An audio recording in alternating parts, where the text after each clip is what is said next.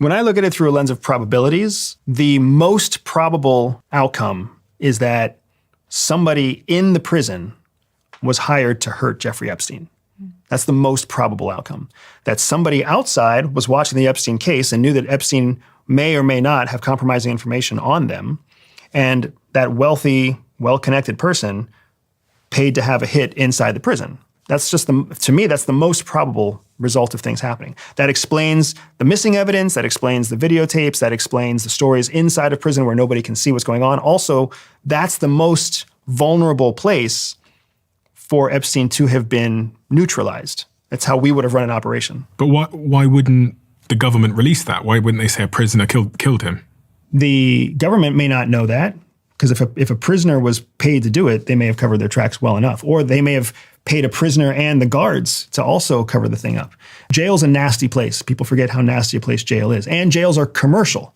They're not federal for the most part. So it's a commercial business that has all sorts of plausible deniability that a federal business or a federal organization, federal building doesn't have.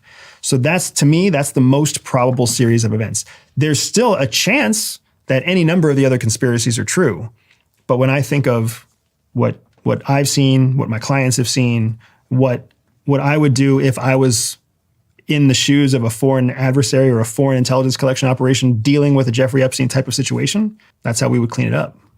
There was a press conference the other day where the reporters asked the Trump administration, does the Department of Justice have any indication that Jeffrey Epstein was working with the US or a foreign intelligence agency, or was he a spy of some kind? And Pam Bondi, who works in the Trump administration, said, to him being an agent, I have no knowledge about that. We can get back to you on that.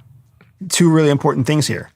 If they did have information on that in an active investigation, she would say, I have no knowledge on that.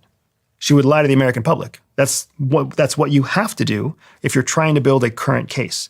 Because if they acknowledge, we have some reason to believe that he might have been an agent. Now all of a sudden, everybody else out there would start destroying evidence and start hiding evidence and start making the case much more difficult. So if they knew, they would say they don't know. Do you think he was an agent? I think he could have been. I think he fits the model of a very good reporting asset, but I don't have enough evidence to say that it was actually one. Do you think he was? I mean,